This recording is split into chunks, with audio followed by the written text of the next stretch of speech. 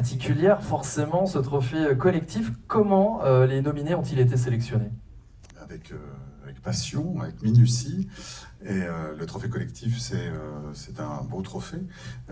L'activité économique principale du département de la Meuse, c'est l'agriculture. Et l'agriculture donc est représentée dans le journal forcément, puisqu'elle tient une place centrale dans la vie meusienne. Et cette agriculture, elle affiche une image collective, hein, on l'a vu avec les trophées qui ont été distribués précédemment. Et elle a aussi une place collective dans le journal, puisque nous faisons des articles à l'agence de Verdun, mais aussi à l'agence de Bar-le-Duc. Donc on couvre tout le département avec l'actualité agricole.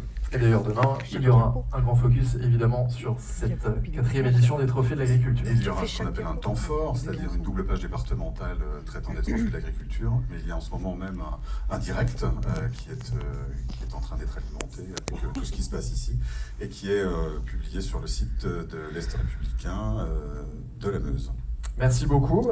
Frédéric, on va découvrir les candidats, en tout cas pour ce trophée collectif. Ils sont les suivants. Le GIEE Côte de Meuse, deuxième candidat, Daniel Dellenbach et Emmanuel Lafrogne.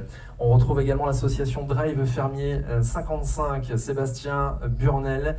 Et puis la CUMA Centre-Meuse. Nous découvrons les nominés sans plus tarder. CUMA Centre-Meuse, Hervé Josselin, Stéphane Marchal, Clément Marie, Alexis Brouet. Avec 60 adhérents actifs, AG fonctionne évidemment sur le terrain avec le président Clément Marie. On voit les images de la CUMA Centre-Meuse sur l'écran. Deuxième nominé, l'association du Drive Fermier 55, Sébastien Burnel, avec un nouveau magasin qui a ouvert le 1er juin du côté de Saint-Dizier avec des producteurs du 52. C'est le premier Drive Fermier et point de vente collectif en Meuse. On y voit quelques images et des sourires. Le GIEE Côte de Meuse, les arboriculteurs et maraîchers bio du territoire ont monté le GIEE Côte de Meuse pour étudier et analyser ensemble des embryons de solutions. Peut-être faut-il sortir de la monoculture sur les parcelles.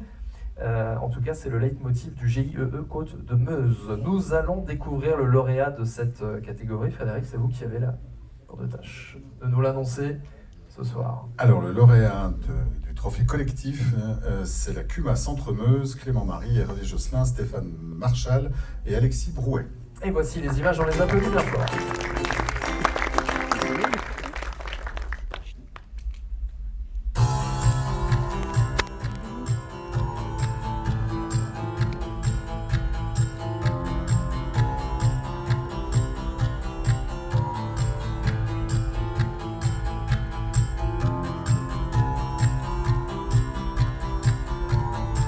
La CUMA permet d'accéder à du matériel hautement technologique et très coûteux pour du matériel, enfin pour des tâches un peu spécifiques sur les exploitations. Aujourd'hui, les exploitations sont des exploitations de polyculture élevage, donc tout ce qui est rapport aux animaux ou aux céréales, la CUMA peut répondre à un grand nombre de travaux.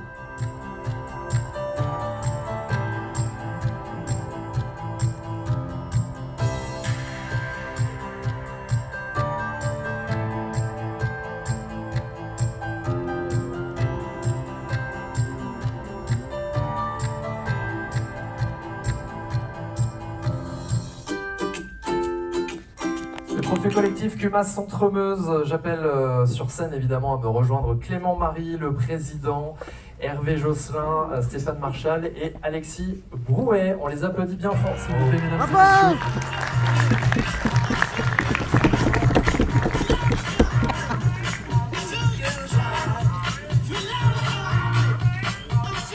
Bienvenue à vous.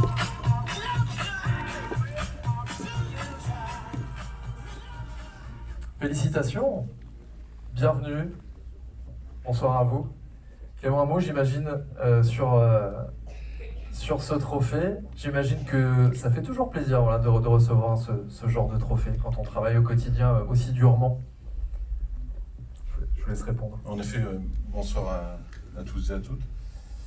Oui, merci pour ce trophée. On est là, on est trois. D'ailleurs, ce n'est pas les mêmes noms qui ont été... Donc on a Jean-François qui est avec nous. Voilà. On peut faire les présentations, hein, c'est l'occasion. Bien sûr. Hein.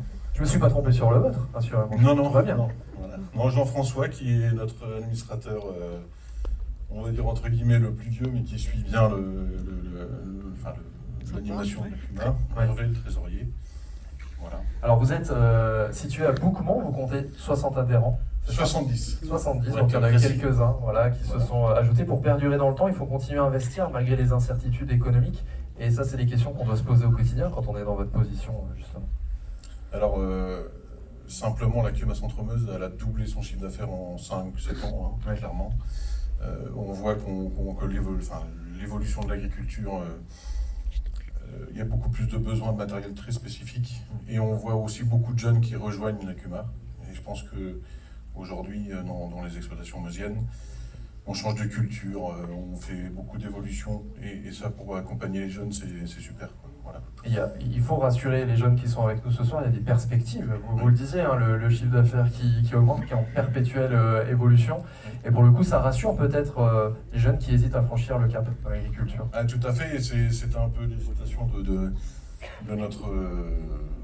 participer à votre trophée, puisque aujourd'hui on a le projet d'avoir un bâtiment. Hein, vous avez vu les vidéos et l'emplacement qui se trouve à côté du silo de EMC2 de la Croix-sur-Meuse. D'accord. Et ce bâtiment permettra d'être l'identité de la CUMA, parce que partager du matériel c'est bien, mais je pense qu'il y a une partie humaine qu'il ne faut pas du tout oublier. Et d'avoir un lieu commun de rencontre, etc., pour permettre certainement de faire des choses, des formations, des échanges, etc., et du matériel, bien sûr. Eh bien, on vous félicite en tout Bravo. cas pour toutes ces évolutions. Et puis, on vous laisse évidemment retrouver Michel pour la petite photo souvenir. Félicitations à vous trois. Merci beaucoup. Je garde le micro. Et on peut encore une fois les applaudir chaleureusement, mesdames et messieurs. Merci beaucoup.